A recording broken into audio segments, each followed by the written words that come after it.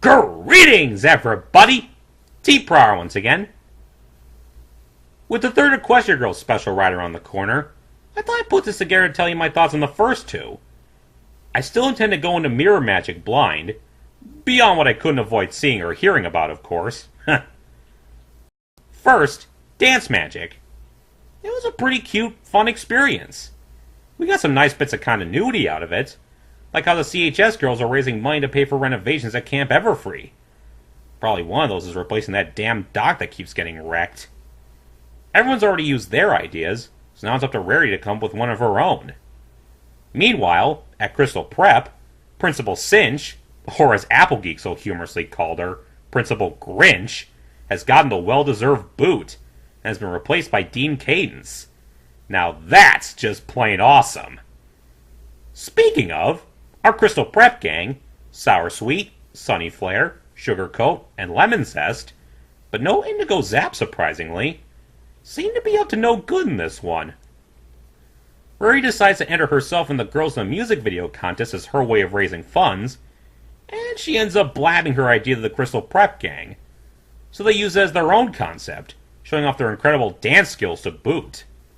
Not only that, but if Rarity still tries to pursue her idea, by the time it's sent in, it'll just look like a copycat to theirs.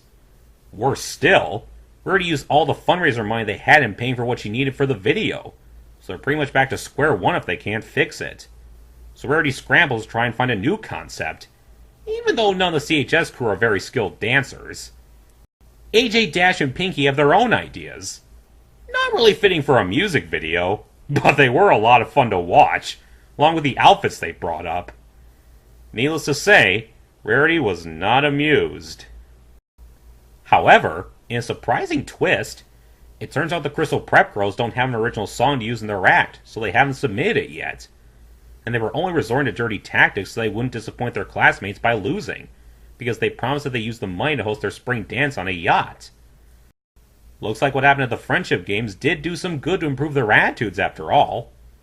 Rarity overhears and decides the two teams should collaborate, the CHS crew providing the song, and the Crystal Prep gang teaching choreography. And the end results? Nothing short of dance magic. An awesome song and music video with great outfits. And in the end, everybody wins! Now, movie magic was a lot more fun for me. Just the fact they're shooting a Daring Do movie in this universe is pretty freaking amazing. Heck, they even have the Power Ponies here. Though that does raise an interesting question. Why are they still called the Power Ponies if they're humans in this universe?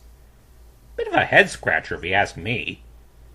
Plus, even though I have no issue with Daring Do being real in Equestria, it's kind of nice that here, while A.K. Yearling herself is still around, and even overseeing aspects of the film, Daring herself is a fictional character portrayed by an actress. In this case, that's Chestnut Magnifico, who, besides being a high-profile actress, runs a foundation that helps homeless animals, something Fluttershy can definitely appreciate. We also meet Kander Zoom, the director, who's also an alumnus at Camp Everfree. We even saw him at the charity ball at the end of the last movie. He's invited the CHS girls to a backstage tour as his way of thanking them for saving the camp. A really sweet gesture, I have to say. We're also introduced to Juniper Montage, Cantor's niece who helps out around the studio, but who seems rather bitter about not being allowed to play Daring Do. Things aren't going well for production, though. Costumes disappear, set pieces fall apart, Chestnut's contract is due to expire, and she doesn't seem that enthused about the project already, and important props go missing. The girls deduce that everything that's happened is designed to stall filming, and signs point to Chestnut as the culprit, given a conversation Rarity and Fluttershy overheard. They soon start tailing a mysterious cloaked figure around the studio, someone who really seems to know their way around, and eventually find themselves mistakenly dressed up as their Power Pony counterparts, with Sunset even being dressed up as the Maniac. Their attempts at cornering the mystery person fail at first, though we do get another nice bit of continuity. The geode pens the girls got at the end of Legend of Everfree, though Twilight and Rainbow Dash are the only ones to have theirs this time around. Finally, Twi stages a plan to unveil the thief once and for all, and it works, revealing not Chestnut, but Juniper.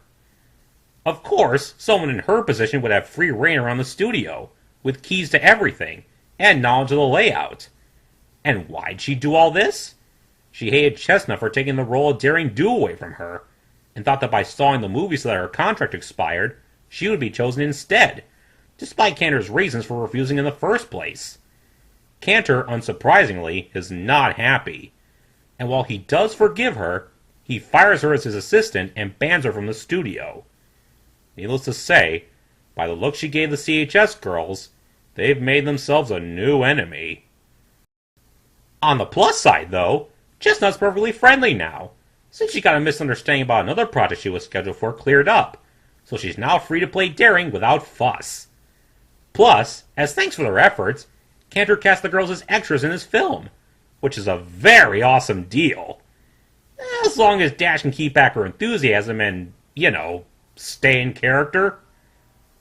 The only other thing I can say about this is, it's really made me hungry for some peanut butter praline. So yes, both very fun and enjoyable specials. And they give me good vibes when Equestria Girls does become a side series of Friendship is Magic in this format. I may like the pony versions more, but there's an undeniable charm with the human versions as well, so I'm more than open to the idea. Well, until next time, see ya!